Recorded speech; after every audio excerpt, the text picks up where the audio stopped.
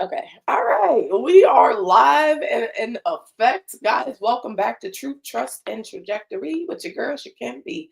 Today I have a very special guest on this side. No, that side. Yeah. You want to introduce yourself to the audience? Yes, I was thinking, who's the special guest? It's me. It's me. Hi, I am Maz, or audaciously Maz, as they call me, and I am live and direct from London. So it is an honor to be on this show. I wear many titles, but I'm here in my capacity as a mother, as a mental health and well-being coach, and social worker, and author, and many other things that make me who I am. So nice to see everyone. Nice to see you, and I'm glad you made time for me today. Thank you so much. So, I guess I just want to jump right in. What kind of drove you to like all of the different hats that you wear now, like with being an author specifically? Because I know a lot of people aspire to do that, but it's kind of driven from something. So, Mm. Yeah, even yeah, it comes from a place of my interest and my passion in mental health and well-being. So everything I do, even the spoken word, the stand-up comedy, me doing lots of solo travel, is about me um, preserving my own mental health and well-being, and also using those skills professionally and personally to help other people. So it's about easing people's pain, providing safe spaces for people to be able to express themselves. So before I even qualified and got into the social work field, I remember my mom was a psychiatric nurse. I've always been fascinated with people who are not, the norm, who do not comply, because that's me. And yeah, it's just really, I found it very therapeutic to do all these creative things. And in terms of the authoring, I just basically put all those experiences in the book. I have a book called Arise Kintsugi Queens, and it's just about you being enough where you are without ever having to strive to be enough, whatever you think enough is, because the goalposts are always moving. So yeah, it comes from that place about self-acceptance, loving ourselves, and just walking in our authority.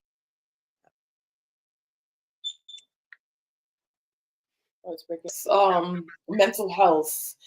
Like how exactly did it affect like the way that you kind of like viewed the world and like the work that you started doing?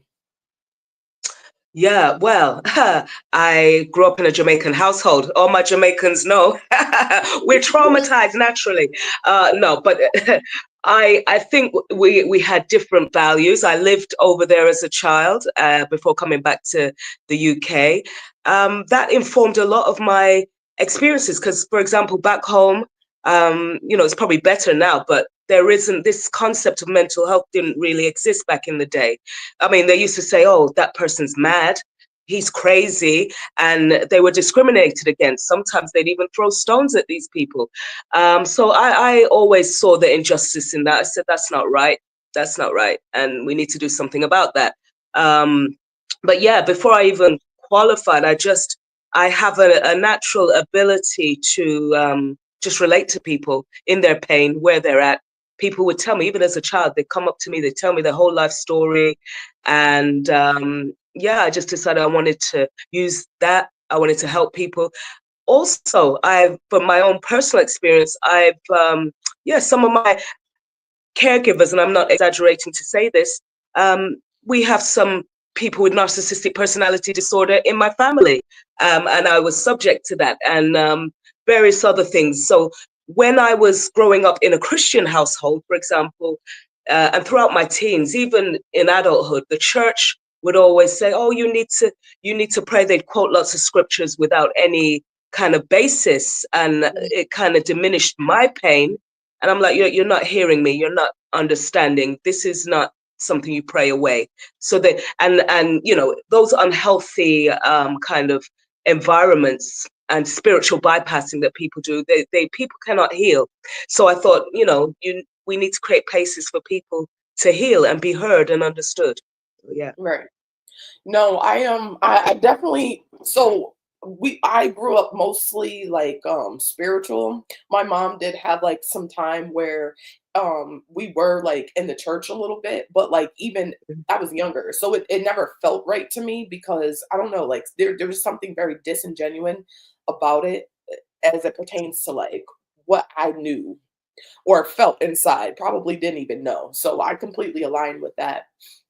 So let me ask you, like, as far as like with the religious side of it, like, do you pick a side? Are you still practicing like religion, or like, are you kind of like somewhere in between? So in terms of religion, it's a dirty word, you know. Um, I I still subscribe to the Christian theology. I have, okay, so if we were going to put it in a box, yes, I have a Christian faith, and all I'm interested in is connecting with my Creator and being the person He created me to be. I'm not so much. I tell you one thing.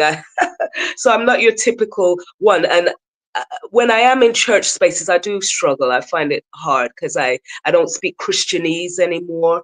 I don't really like the church theatrics. I'm like, come on. It's that thing when you mentioned about being disingenuous. And I'm not saying everybody's like that. There's some lovely people. Yeah, Of course, there is in every walk. But I just, this dismissal, I have a problem with anybody that is just turns a blind eye and says, no, no, no, la, la, la, that's not happening. And I'm telling you the truth, but you're not listening. yeah, So that's my issue. Yeah. yeah. No, I completely get that. So sorry. When you started like kind of noticing that, do you feel like Mhm. it changed like the way that you connected with people? And how Yeah, old were certain. you? Mm, Yeah, to answer your question, yeah, certainly did. Because you see things differently when you've grown up and a lot of your life has been based on lies. Sometimes you question things and excuse me. Yeah, I think that it developed my empathy, it developed my character, my resilience. So therefore you attract those kind of people and you see their pain and you see what's between the lines. So yeah, but from certainly before when did I qualify? 17 years ago, I've been working in the social work practice. But even before that, I used to work with elderly people. And I think, like I said, it goes back to even childhood because people have always felt that they're able to. I don't know why they like to confess. And when I say confess, I've had some criminals, and I'm like, please don't tell me. Don't tell me. I lie. don't want to know. Yeah, shh, don't tell me because I you don't know. even want But they this, honey. do. Pe- People tell me all kind of things. I'm like, oh my gosh. But yeah, they just do. So I think, and that goes back again to even being a teenager. They just do. They just people don't know me. They just chat and burden themselves. I've had very, very similar experiences in my life where like and mind you, not I don't feel like I'm not a people person because I do feel like I'm a people person, but it's just the right people. So I don't like just naturally gravitate towards everybody, right? But I've had so many instances where like random people, I could be out and about and like they'll just start telling me stuff and I'm like, I don't know if I'm supposed to be hearing this, so there is definitely something there's something to be said about that, right? When people just naturally feel comfortable, it says a lot about your energy. I feel like it's a compliment. You know, yeah. Mm.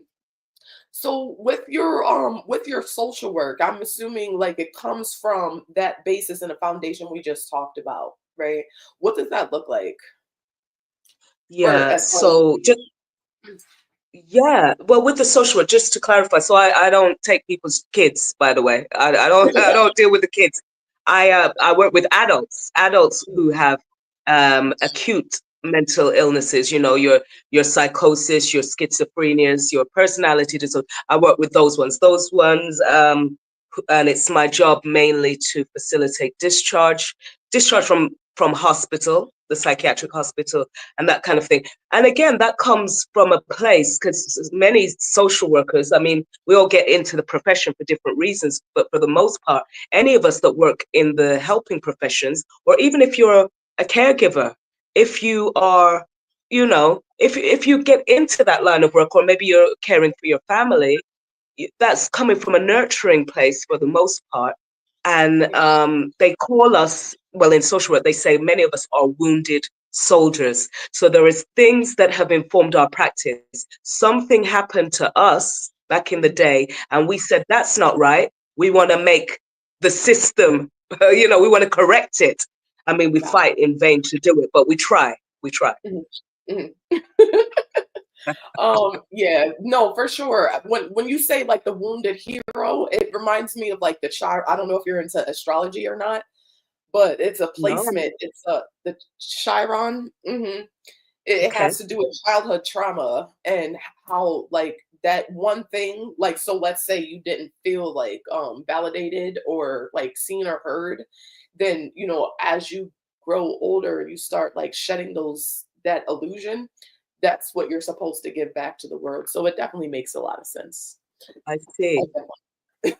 Little Yeah. micro astrology lesson. Ah, okay. So you said earlier that you do stand up. Um, how long have you been doing that for? Oh, well, I've been a clown all my life, but the stand up in terms of going on stage, being paid, and just entertaining people for I'd say the last 8 years. The last 8 years. So I'm not, obviously you're not going to see me on the TV, but I do pubs, clubs, theaters, or I go wherever they book me, and every audience is different, but I just get joy from people are laughing, and sometimes they're laughing at my I use my childhood traumas. I talk about all of that. The Jamaicans can relate. They're like, yeah, that happened to me too. And of course it wasn't funny at the time, but we can laugh about stuff now. So yeah. Exactly. Yeah. Being able to laugh at your own pain is I think it's a skillful art. It It definitely is. is. Yeah. But Um, we have to be able to laugh from a place, because I remember years ago when I was in therapy, my therapist always used to say, Maz, it's not funny what happened. I said, I know. And she said, well, you shouldn't really be doing that. And I guess what she was trying to say was we shouldn't do things from a place of our wounds, but from our scars we can. So obviously if you're going through something traumatic, look, that's just a coping mechanism. Many people just laugh at their pain. It's not funny per se, but now, because I'm not in that anymore, that's, I just use relatable content to, like the beatings that we used to have. Of course, it's not funny when you're getting chased around the house, maybe with a knife. It's not just run, slippers, knife, anything they could find. That kind of, yeah, that wasn't funny then, but I'm laughing now because, yeah, it's the past. Yeah. yeah, running for your life. And yeah, I think most of us can. That's terrible, isn't it? Talk about intergenerational trauma and all of that. But yeah, I think many of Yeah, us, yeah. unfortunately, can relate. Yeah. Oh yeah, yeah. I feel like I've met like a lot of people that kind of like have intertwining stories. Like I'm Creole, so like my mom, like both of my parents are Creole. Like they come from the South, like the deep South. So it's like talking about childhood experiences. Like when I talk to my siblings now, we laugh, which is crazy because it's like that wasn't funny. That was not funny. But yeah, I don't know.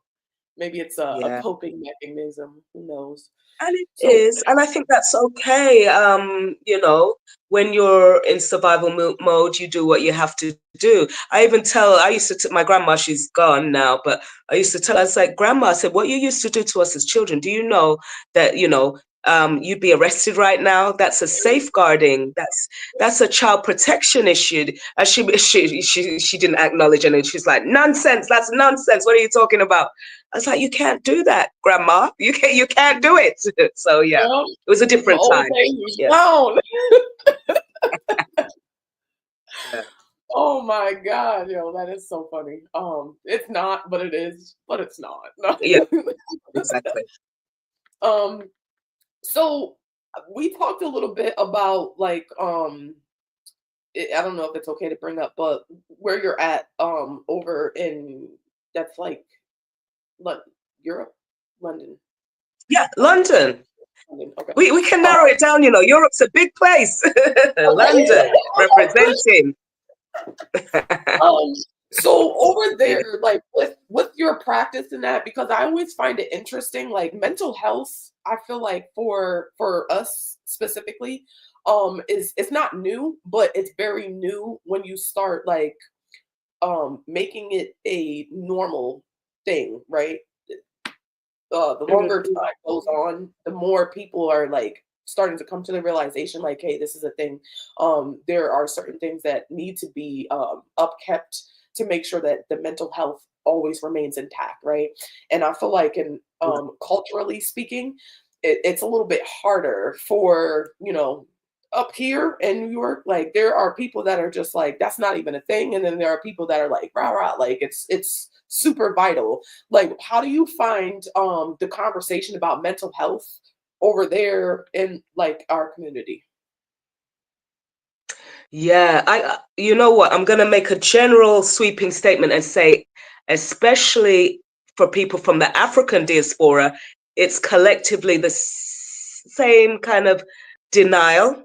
And Mhm. this notion, by the way, of being strong Black woman and all of that's pushed. So whether I go to the continent, whether I'm in the Caribbean, whether I'm here in the UK, and I've got family in the States as well, the conversations are very similar. So Mhm. and for those who say it doesn't exist, yeah, of course it doesn't exist till it affects you. Till you have a trauma so deep, you lose a loved one and you find that you cannot cope. Till even COVID just recently, we've been through a major pandemic. Everything that we thought we were was questioned. When you start to question your identity because your identity was in your job, but now you lost your job, now you're divorced, now everything that you was tied to who you thought you were is gone. Now what? Now what? Who are you? We have Mhm. to ask those questions, and we don't do it enough. Of course, we've got the colonial baggage that we carry, and the intergenerational trauma that's still. But I think with any issue, you can only begin to address it by acknowledging that it's there. You cannot say it is not there. I mean, racial trauma is even a thing. And I know we're talking about it now. Yeah, we're getting better. But unless you give yourself permission to heal, then what do you think's going to happen? If you're in denial, oh, no, no, it's not. And by the way, I would say when we talk about mental health just refers to how you think, how you feel, how you act. So, by virtue of the fact you're a human being, we all have mental health. And I would say, just like you all have physical health, if you get a cold, I'm not going to say, or you get flu, I'm not going to tell people, oh gosh, her physical health, oh my gosh, stay away from her. You just Mhm. don't use that kind of language. And it's Exactly. like, I don't know what you call it in the States. When you take your car over here, it's your annual MOT. That's like your checkup for your car. So Okay. you drive the car without what you call gas. You don't, if you see the lights, I know some people still drive the car, the lights flashing on the dashboard, but you ain't got no oil in the car. You ain't got no gas. How are you going to drive the car? Is it not going to break down? So Mhm. similarly, when our minds are telling us it's time to stop, something ain't right, we need to listen, Yeah. because you are going to end up in a crisis. And I find that, by the way, and I know it's true in the States, we are overrepresented in psychiatric services, in criminal justice services. So the Mhm. majority of people, they look like us. Why are they all looking like us, that who is locked up or who is on the psych ward? Yeah. So that denial is not helping us. So don't wait till you're in crisis. Don't Mhm. push this notion of, yeah, I'm a strong Black woman, I don't need nobody. This hyper independence that keeps us in a state of bondage, really. Now, Oh, I understand. if that makes me weak, then I'm weak, and I'm glad to be weak, because I ain't got no pride. I'm gonna come and ask you, listen, I need help. I'm not right. I've been Yeah. thinking all kind of things. I'm gonna tell Mhm. you that. I ain't got no shame. Yeah. Yeah. Yeah. No, I feel like that resonates so much as, a brown woman in this up here. Um, pride is especially like in New York. Like pride is a thing. Mm, Everybody has it, right? But then it's like we live in a time where if you're struggling mentally, right? It's mm, like a no-no. You're not supposed like you keep that to yourself. You know what I'm saying? Because mm, then people start saying like, "Oh, you're just attention seeking," right? Or, "Oh, mhm, you got it, you can handle it," or "I'm doing it, so why can't you do it?" Not realizing that everybody doesn't have the same plight, right? Everybody's trauma is not the same thing. We're not all biologically wired the same exact way. So just mm. with that being said, like I feel like that what you said like was everything. And I feel like in the brown community, it's definitely like a conversation that needs to be continuously happening so that people are okay and comfortable because I know like just like this last month alone, like there have been people that have been, you know, just off of they didn't have anybody to go to and say like, "Hey, listen, I'm struggling." And when people do it online, it's like you read the comments, it's disgusting. Like, "Oh, you need to, go Yeah. get help. Oh, you'll be okay." And it's like sometimes it's okay to like go to a person and I'm not saying heal, you can't heal anybody that doesn't want to be healed and you can't help someone No. that doesn't want to be helped either, right? But show a genuine interest as a human being. That's all I'm saying. Right. Mhm. Fully agree. Fully agree. It's just about humanity, isn't it? You see somebody who's wounded. You don't just pass them by, especially if they're maybe some family members or what have you. But you're right. There is something about us. There is some support here, and I know it's different in the States. Over here, we've got a national health service. Now, imagine this: free healthcare. Now, if you're getting free healthcare, I'm going to take it. It's free. You Oh, can you see have yeah, hey, move it's over. free. Listen, if you need to move over here. Good. I mean, people complain about it, but listen, you can get if you hurt yourself or even mentally. Listen, you can go get a few sessions for free from your doctor. Your doctor will refer you. So this is what I mean. So there isn't really any excuse in this day and age. But what I hear I coach. So the reason I coach people, because so coaching is a bit different than my social work practice, because that's for I work with professional women who are burnt out, who are struggling in their caregiving, because we're prone to stress. Those of anyone who works in the healthcare setting, we are stressed because we just absorb everybody's mess. Yeah. we do we got our own mental health problems. So yeah, so that's why I thought nobody's looking after us. We have to look after everyone else, but nobody. So in that, what I hear from my patients on the ward or even my clients, so from the most acute to the ones that maybe they have mild depression or something, they'll be like, oh no, Black people don't go to therapy. Now what kind of nonsense is that? No, we don't do that. Now I'm not saying everybody needs therapy, but wherever you get your support, whether it's from your imam, your leader, whoever, just Mhm. seek it. Why? We evidence shows that if you could handle the thing by yourself, would you not? Why are you in this crisis point? Why are you taking all these drugs? Why are you with all these men? Why Mhm. you are trying to medicate yourself and it's not working for you, darling? So you need to try something else that's maybe more healthy. So Yeah. yeah, I came because I used to think that. I used to think that I was ashamed. I wasn't allowed permission to be that. Oh, I was constantly told you're weak. Stop it. People, you haven't been in the war. People have been in the war. Why are you crying? Stop crying. Stop Mhm. feeling that. That wasn't that bad. It wasn't that, but it was that bad actually. It was, and clearly I was feeling it. So Yeah. yeah, there is something to be said about giving ourselves permission to heal and to seek permission to seek in terms of our own self-care. How do we get better? How do we not pass this crap onto our children? Because it's no good, and we say this in our community a lot. Well, I had this, my mama did this, and I'm okay. No, you're not okay. No, you're not. You're not. And it's not okay for you then to pass it to your daughters or your sons, because Mhm. we want to leave legacy. We want to do things better. Once we know better, we do better, right? So Yeah. that's what it's about. Yeah. No, I completely agree. It's the carrying out like the habitual generational trauma as if it's okay, because at one point, like, it took me until I was like probably in my mid 20s to learn how to stop doing that. Like, hey, this is not cool, and then, I think it takes a significant amount of work to actually pinpoint, like, okay, this is the trauma that's causing this behavior. And a lot of people, I feel like it's very hard for them to see outside of that, or even to look at that, because it's too painful, you know. It I is. wanted to ask you, have you ever heard of Dr. Spirit? No, actually, I haven't. Please enlighten me.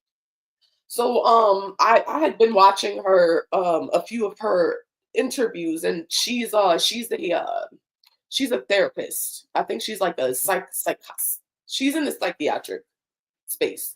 And she talks about like unpacking traumas, right? And what I love most about her is that she actually understands like the mental also goes with the physical, and you don't necessarily hear a lot of head doctors talking about that. You'll hear True. more life coaches talking about that, right? Especially if you've like ventured on like the NLP portion, and then Mm-hmm. also taking like maybe a trauma base, because anything that afflicts the mind also has to be able to afflict the body, right? So if you have trauma inside of the mind and it has not been resolved, then it has to manifest in one way or another, because energy doesn't die, right? It only just transfers. So what she talked about in one of her interviews was how like maybe someone is suffering like chronic migraines and they can't figure it out, and maybe it comes from something that happened when they were 2, which is crazy when you think about it, because it's like, how the heck can a person, remember back to like 2? But I do have memories of being like 1.5 too. So so I'm like, if I can remember, some people do. So like, what is your thought on that? And then like, do you have like any advice or recommendations on how a person can like start pinpointing those traumas so that they can start healing? Yeah, yeah.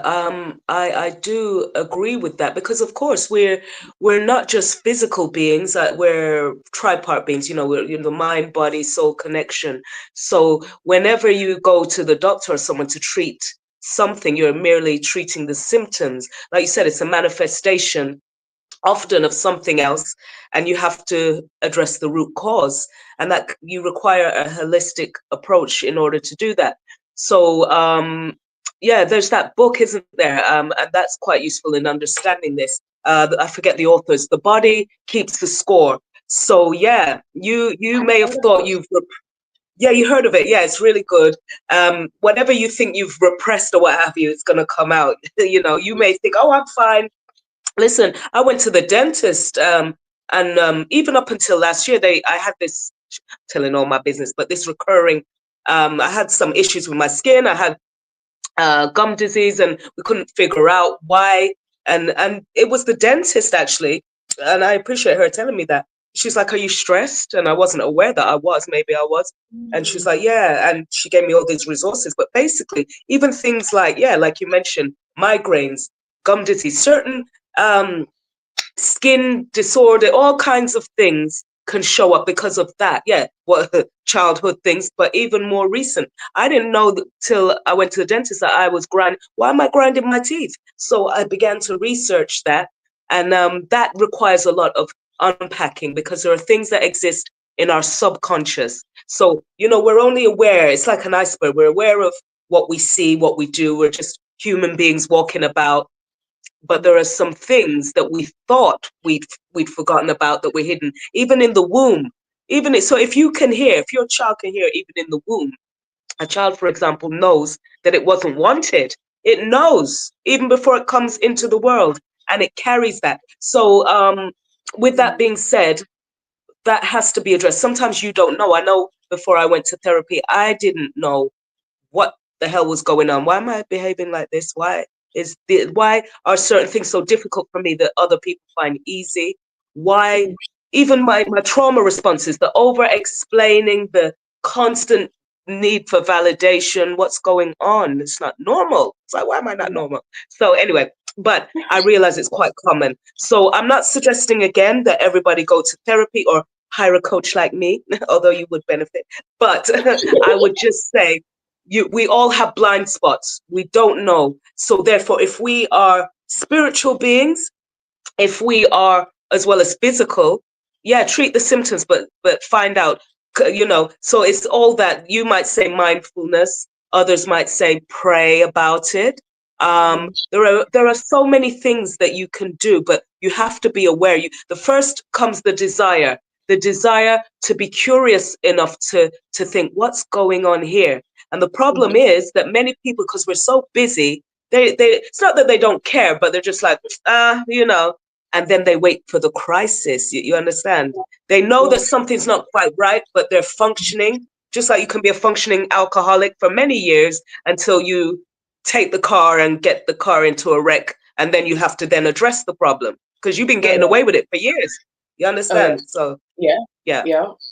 No, that's definitely it's interesting because I was having a conversation once before about that the fight or flight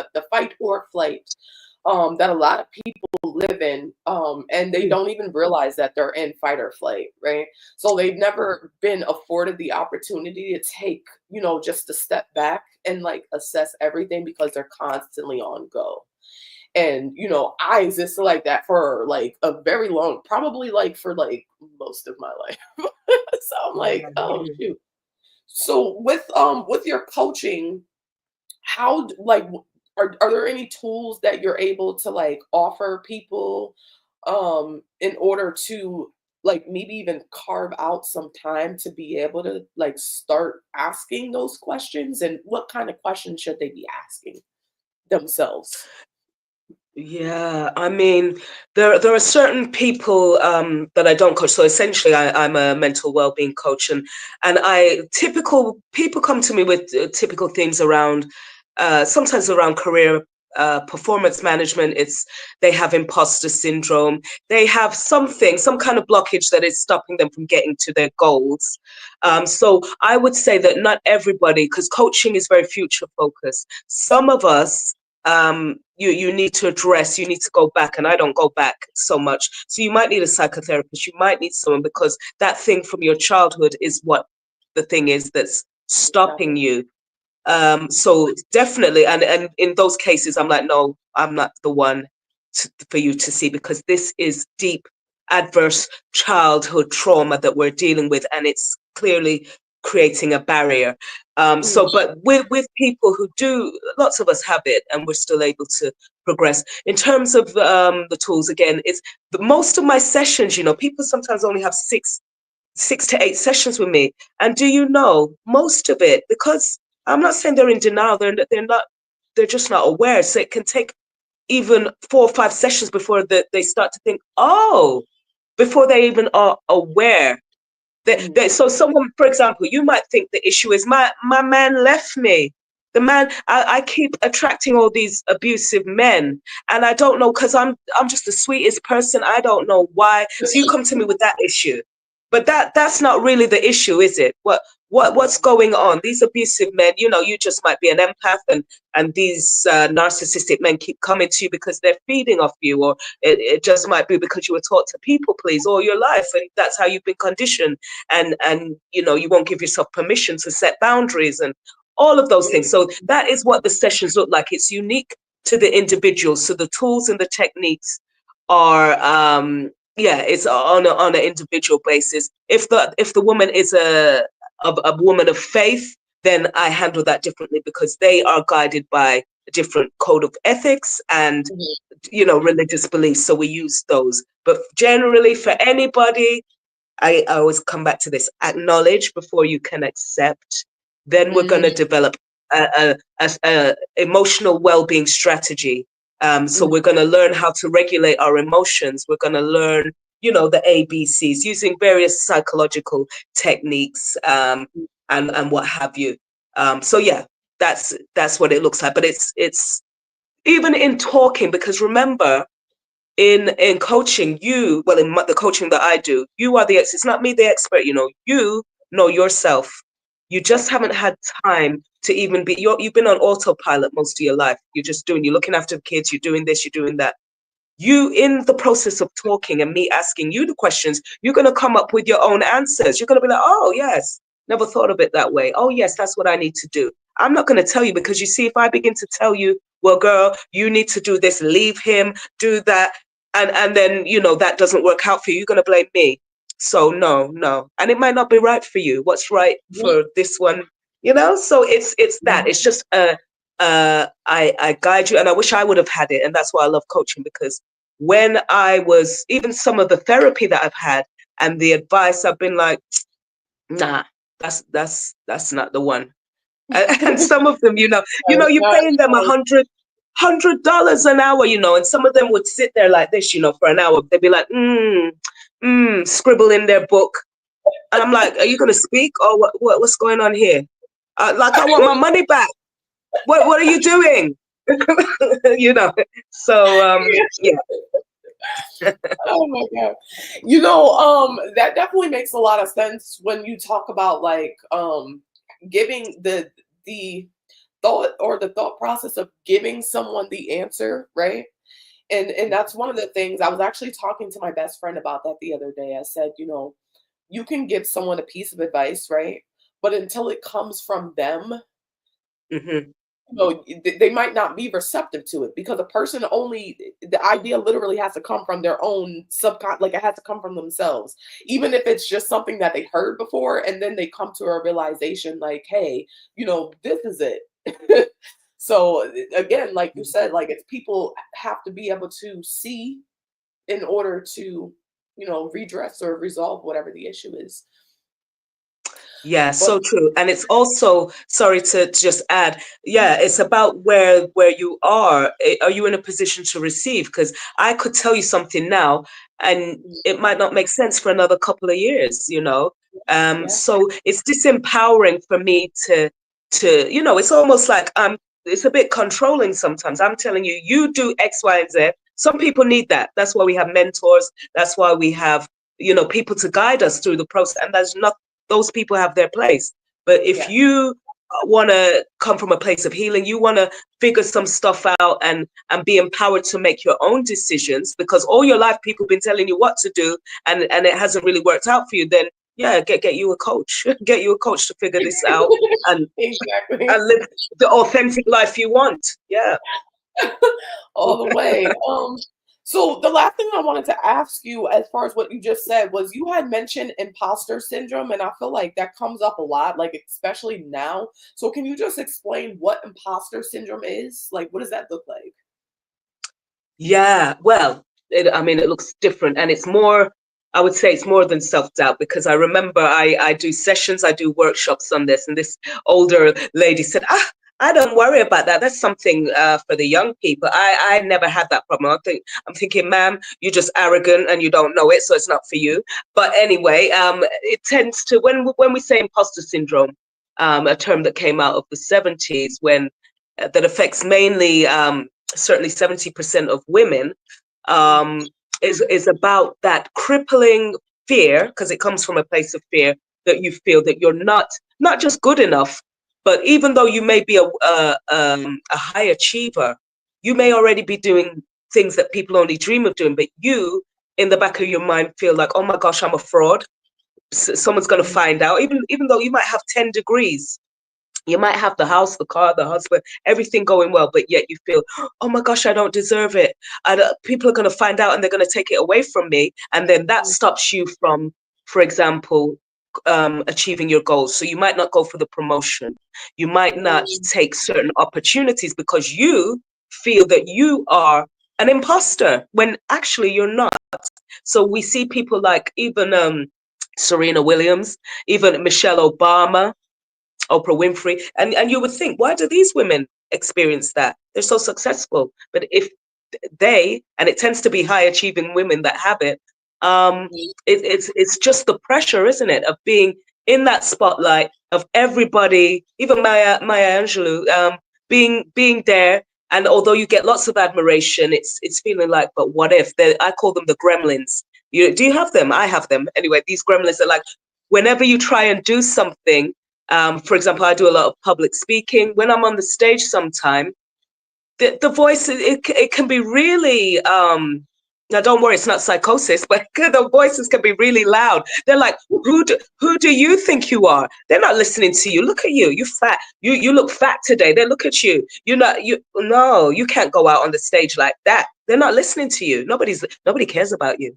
Nobody loves Yeah. you. And it's like, and I have to literally say, shut up. Shut up, Yeah. because if I listen to them, I'm not going to do anything. Yeah. So It reminds me of self-sabotage because it's yes. something that, I'm still currently trying to work and resolve through every day, right? It's like the closer you get to the things that you actually want, it seems like the louder those voices are, and they're just like there to like pull you back. Like they gotta minimize you a bit. And I'm like, whoa, what's going on here? I just Yeah. don't understand. Yeah, you you're know. right. By the way, imposter syndrome is a form of self-sabotage. Yes, it certainly is, because it does prevent you from getting the things that you want. And then we lead those kind of mediocre lives. We stay in jobs that we don't want, relationships that are not serving us, because of that, because of, again, rooted in fear. So, for example, when we self-sabotage anytime we have a desire and we take actions to prevent that. So, for example, I'll use me. I used to be a lot bigger. I'm still kind of curvy, but when I was a whole person bigger, I lost 7 stones. I don't know what that is in your in your weights, how many pounds or whatever that is. But anyway, that's a whole person. The Right. point is that my mind had to change, because when you used to being big and then you go small. I was shopping and my friends would be like, you're not size 22 anymore. You can buy the size 12, or whatever. You don't have to. But in my mind, I was still that big girl. And yeah, so self-sabotage, essentially. If I continued, I used to do this all the time. I'd be like, yeah, I'm gonna get the beach body, but I love cake. Keep eating cake, drinking wine, and yeah, that's self-sabotage. Yeah, Yeah. no, totally. I think I can definitely relate. Like, after I had my last daughter, I think I was like 222 pounds or something. Like that was the biggest I've ever been.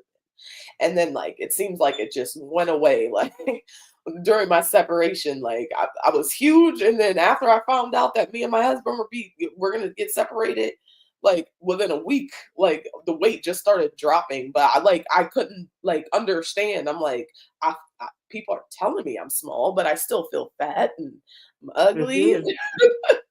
Like nobody wants me, Mindset. and he don't even Yeah. want me. you know. Oh, So I yeah. totally get that. Yes. Yeah. So Everything. Sorry, mhm. go ahead. No, no, you go first. No, I was just reflecting on that. Everything we do, and that's why you see our mental health is so important, because everything it's all about mindset. You could have great physical, you could have the body, you could be there out there looking like whatever the standard is these days. I don't even know. It could be Beyonce, whoever, and yet if you in your mind are self-hating and all of that, then what good is it? And for the reasons that we discussed earlier about mental health, when we start to deny and what have you, that's why we, see things like the suicide rate increase, because it's dangerous. It's actually very dangerous to deny these things. So yeah, if our minds ain't right, then the rest of us ain't gonna be right, spiritually, physically, financially. So we need to get it all together. Yeah. All the way. No, I totally agree because I don't know, like just in talking to people and reflecting on myself, I do notice like the difference when a person, and I don't know if there's any such thing as like when a person has their mental health all the way together. Because I don't even know what that looks like. Does it exist? Like, is that a thing? So like, I No, want to know. I want to think know. think of it as a spectrum. At any given, it fluctuates at any given time. So you could be by the way, mental health. So you could have a mental illness and have great mental health. You could have Mhm. great emotional resilience and what have you, or you might not have any diagnosis and your mental health is in the toilet, and life factors. Remember, we talked about trauma, could be a bereavement, could be you've just come back from Afghanistan, you've been in the army, you became physically ill and got an illness. Who knows? When life is life how hard life is these days, Oh yeah. just to live in this modern world. Life comes up to you and says, that's why the strong black woman thing ain't really working, because it'll say, okay, you say you're strong. Here you go. Have some more of that and that till it breaks you. And then you have to just be like, I give yeah, up. I surrender. yeah, you have to surrender. Yeah. Yeah, you have to. If you don't, you're gonna have a hard time. Surrender that, because you're not meant to carry it. You're hard and you're strong, but you can't do it by yourself. So yeah. So let me ask you for like, people that have that mindset, especially as, black women, having that strong black woman mindset and feeling like, it is your obligation to carry the world on your shoulder, right?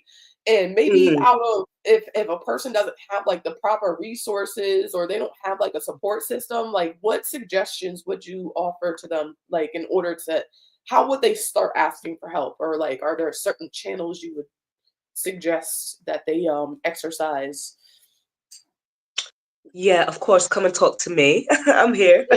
um, no, We gotta get the yeah, website up here. yeah. Feel free to put that link tree in. I've written a book about these very things that we're talking about too. But and not just me. There's lots of people.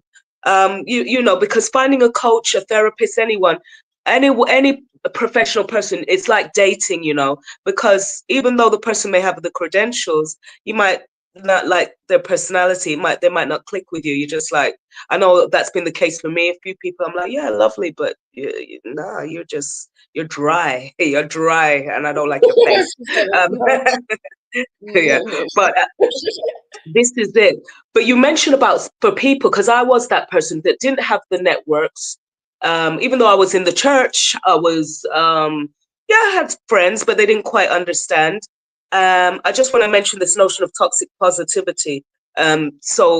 Which is prevalent. Nothing wrong with being positive, but toxic positivity, which the society kind of promotes, where we say to people when they're crying or they're grieving or whatever, oh, it's fine, you'll get over it. We're coming from a well-intentioned place, but it's not helpful because people cannot heal. Or if someone's been in an abusive relationship, they're trying to tell you, but you're like, oh, but he doesn't hit you, he pays the bills, what's your problem? A lot of women would kill for him, and you don't know that man is psychologically abusing that woman or what have you. So when we have that kind of, although it seems positive on the outset, you're giving them that kind of advice, oh, count your blessings, it's not helpful, because it encourages not just women and men to stay with their abusers.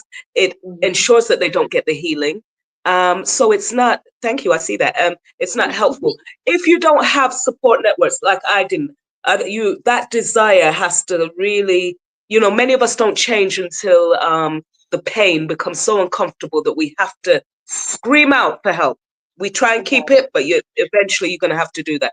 Now, I'm not sure in terms of services in the US, you have various other regulations, but even if you're looking for a coach or what have you, get a free consultation at the very least, because you're going to learn stuff about yourself. Read, I'm not saying some of those self-help books are a bit, they're not all the way there, but that could be a starting point. If you ain't got no money, you ain't got nobody who cares anything about you, start to be curious about yourself. If you're a person of faith, then find you someone that subscribes to your values, your faith. If you don't have any faith, you don't have anything like that, you just need somewhere to start. You haven't got a friend, look, whether you have to do a Google search, whatever, organizations. There are some that do offer free services, and there are so many online groups. We're in an information age.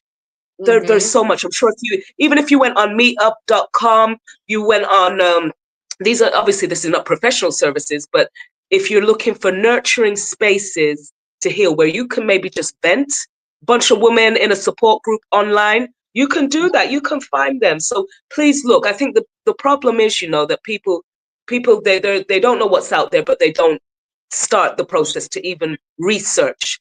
Do some research, even if it's 10 minutes. You will find. Read your books, say your prayers, do your meditations, and it will Mhm. start. It's like what did Martin Luther King said? You don't have to be able to see the whole staircase. Just take one step, isn't it? One step at a Exactly. time. You don't know what's up there, but have Yeah. the strength. One, two. That's how we overcome. That's how we heal. And remember that healing is a bit like an onion, because you could be doing this for years.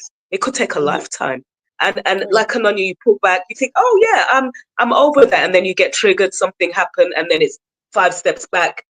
You keep on, and that's how you develop and grow.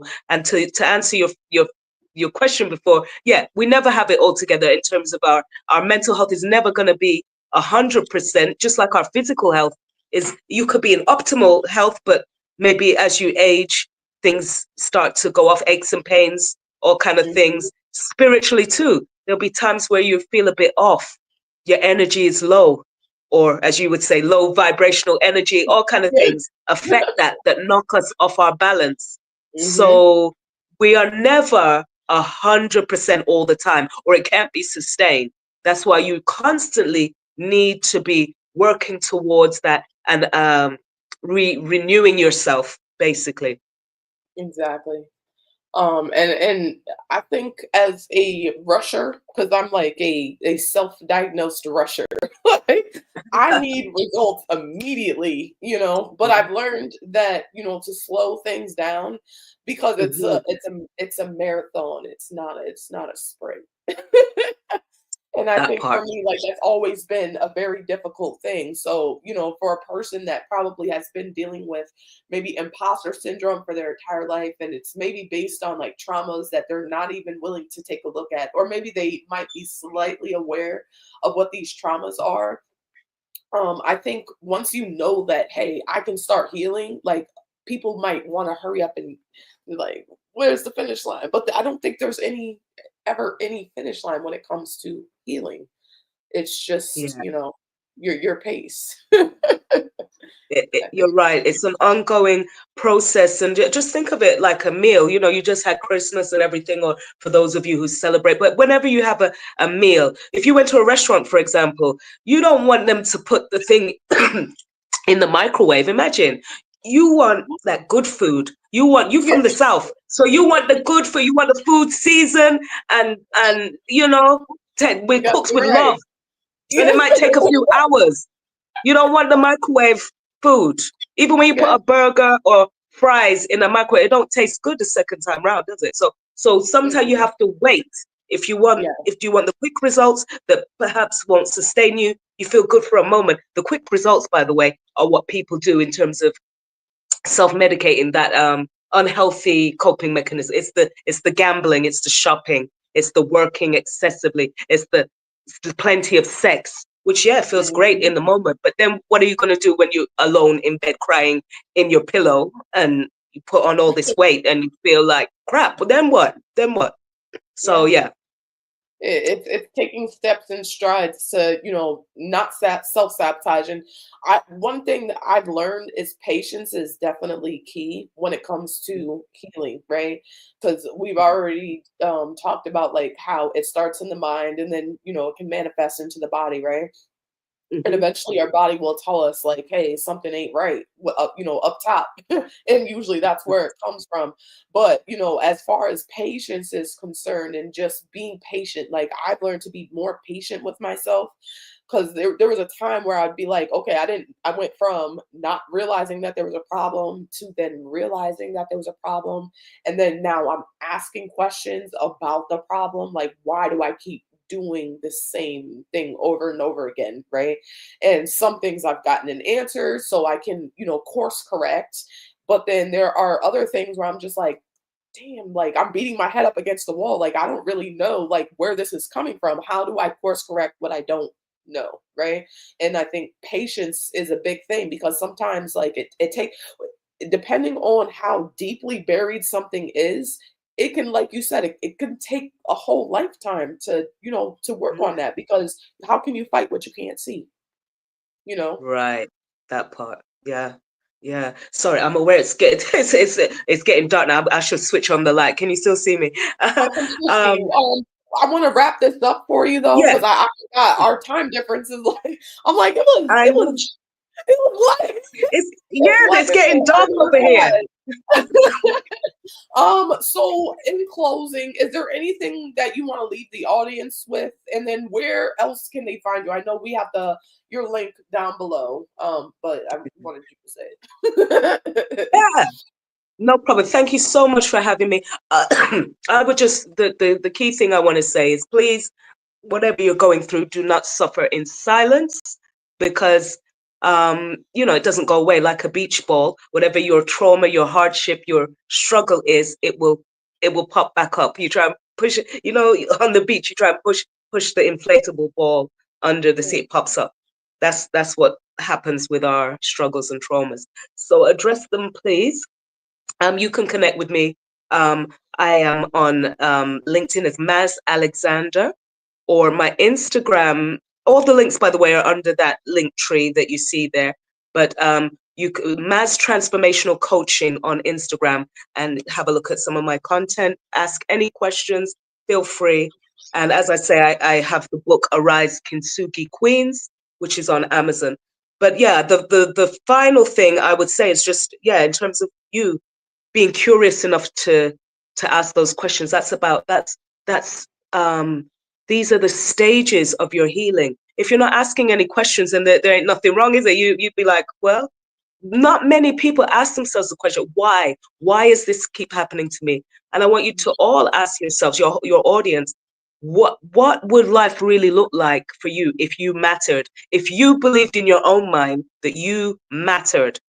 Yeah, how would you treat Yeah. yourself? And then go from there. Be Wow, curious. that just gave me chills. I love that. I love that. Um, well, I want to thank you again for making time to be on the show. I appreciate you so very much.